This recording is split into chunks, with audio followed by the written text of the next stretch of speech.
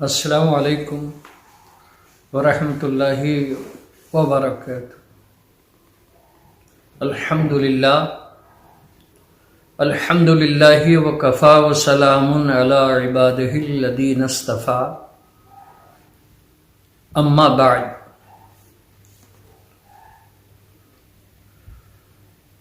حضرات، آج 24 رجب شریف کی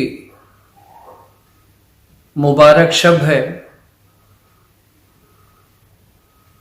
کل 24 رجب کا مبارک دن ہے، اور میں اس لیے بول رہا ہوں کہ شہر میرٹھ شریف میں بسنے والے عقیدت مندان اولیاء اور اطراف و اکناف میں بسنے والے سب لوگ جانتے ہیں کہ شہنشاہ میرٹھ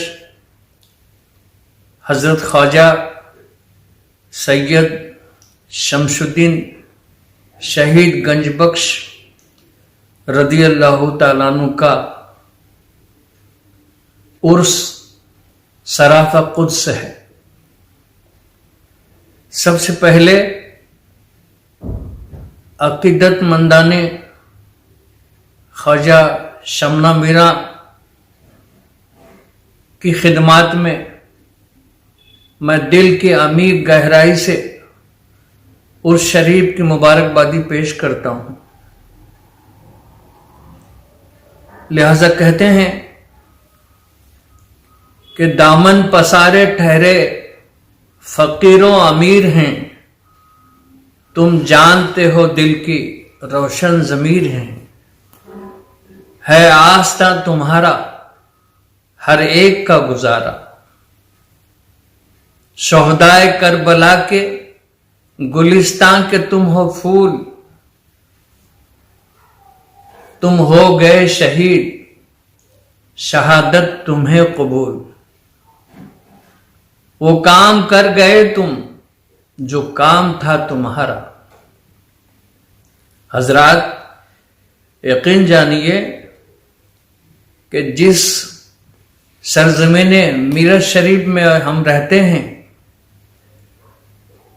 یہ خواجہ کی بستی کہلاتا ہے۔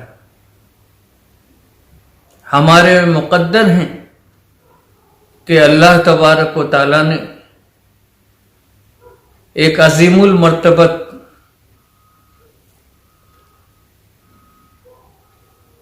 اللہ کے ولی کو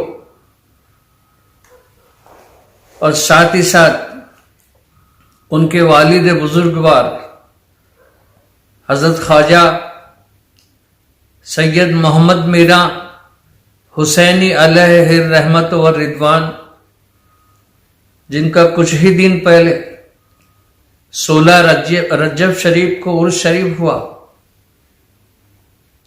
اور جو عام طور سے منڈپ کی رسم ادا کی جاتی ہے،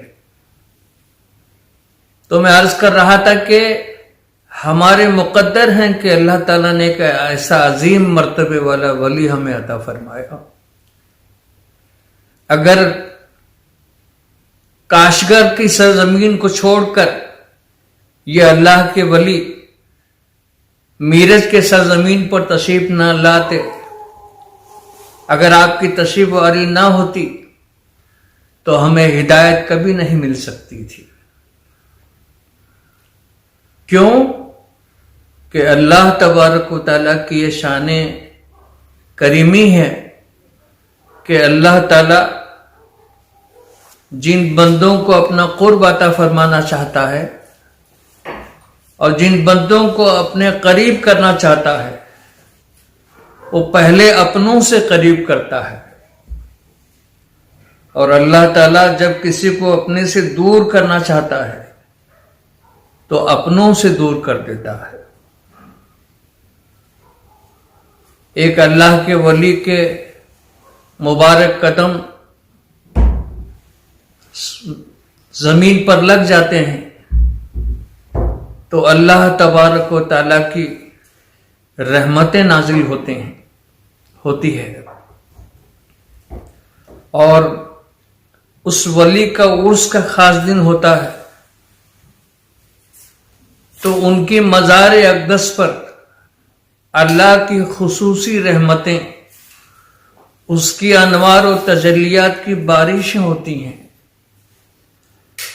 اور عرس حدیث شریف سے ثابت ہے کہ جب کوئی اللہ کا ولی دنیا سے وصال فرماتا ہے اور عالم برزخ میں قبر کی دنیا میں تشریف لے جاتا ہے تو اسے جنتی لباس پہنا دیا جاتا ہے، اور فرشتے جب آتے ہیں تو سوال جواب کے بعد میں اسے بشارت دیتے ہیں، نم کنو متل عروس،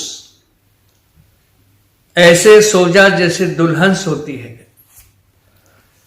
اور دلہن کے بارے میں اچھی طرح لوگ جانتے ہیں، عوام جانتے ہیں کہ دلہن سوتی نہیں ہے، اپنے محبوب کے انتظار میں لمحات گزارتی ہے. تو یہاں اللہ کے ولی کے اس وصال کے دن کو قبر میں جانے کے بعد عروس سے تعبیر کیا گیا ہے، اور اسی عروس سے عرس شریف بنا ہے. لہذا جب اللہ کی رحمتیں وہاں ان کی مرکت پر نازل ہوتے ہوں گے تو جو اللہ کے عام بندے جب وہاں جاتے ہیں عرس کے موقع پر، تو جو رحمتوں کا نزول ان کے خاص مزار پر ہو رہا ہے، وہاں قریب جانے والوں پر اس کے چھینٹے گر جاتے ہیں. یہی وجہ ہے کہ اللہ والوں کے عرس شریف کے موقع پر اللہ کے بندے فیض حاصل کرنے کے لیے وہاں جاتے ہیں. کون نہیں جانتا کہ ہمارا ملک،